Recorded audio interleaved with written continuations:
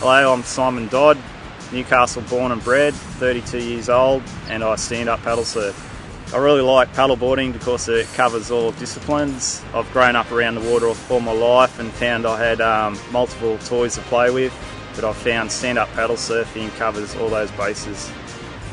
Yeah, about 12 months ago I was in the Maldives with some good friends from Hawaii, one of them being Brian Keolana, and I asked him about the Molokai race and what it meant in the paddling world, and he said to me, climbers climb Mt Everest and paddlers paddle the Molokai Channel, and that's basically puts it on par of how difficult it is. The Molokai race was my first time. It's regarded as the unofficial world titles in the paddling world. Yeah, it's a very gruelling race and very challenging, and I was stoked that I finished it.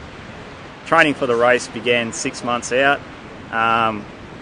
with lots of long distance paddles in rough conditions, out in the open ocean, some flat water paddles in strong currents, just to try and mirror what I was going to experience in the channel.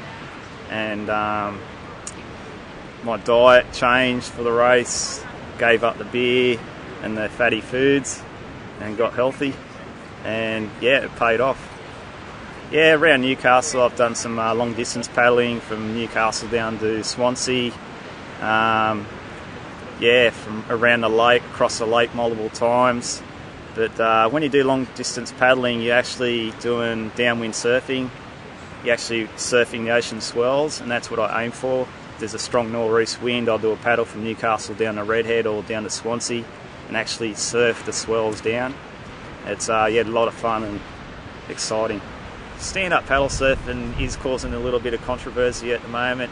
I know, coming from a shortboard backgrounding, I can see how a lot of people are getting frustrated and upset when they see a stand-up paddle surfer come out, because how easy they pick up the waves, and it seems to come across that they're hogging the waves and whatnot. I think it's more of a discipline type thing. I know when I teach people and show people out in the surf just to respect the other surfers, and you've got a big board and a paddle and you can catch any type of wave, so there's no real reason you've got to go where other shortboard surfers are. Perfect example is around here. You can paddle around to Burwood or up around to Newcastle on some occasions, looking for that ideal peak to yourself and enjoy it.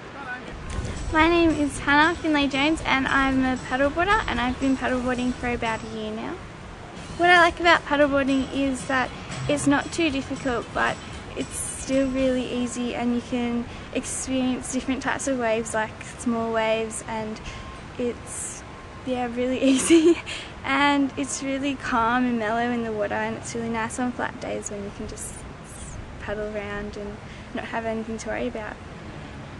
I've tried normal surfing as well, and that's fun too, but paddleboarding is a lot easier and you don't have to stand up on your feet, and you can just start standing up already, and yeah, it's calmer and you don't have to worry about all the other surfers because you're out the back further and you can catch waves that aren't normal waves that you can catch on a shortboard. My friends think that paddleboarding is pretty fun. One of them's tried it before, and we've been out the bay and we've tried paddleboarding, and yeah, she really likes it, and most of them have never heard it before because it's fairly new, but yeah, my one friend, she really likes it, and now everyone's asking me to take them paddleboarding with them. Hi, I'm Mark Richards. I first got into stand-up paddleboarding about a year ago. I was surfing with some friends in California, and the surf was actually quite small. So I thought it was a good opportunity to give it a try, and I was very reluctant to give it a try because I've had problems with my back in the past and I was worried about my back. But from the moment I actually got on the board, I was completely hooked, because for me, I'm like 52 years old and I've been riding a normal surfboard since I was 5 years old.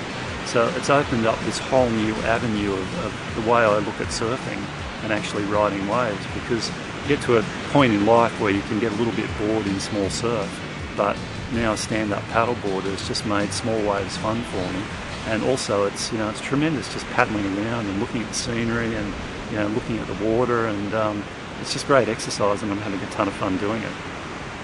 There is a kind of, I guess, a little bit of angst from surfers at the moment. I think they're really worried about the stand-up paddle surfing movement. I think they're worried about it actually getting more and more popular.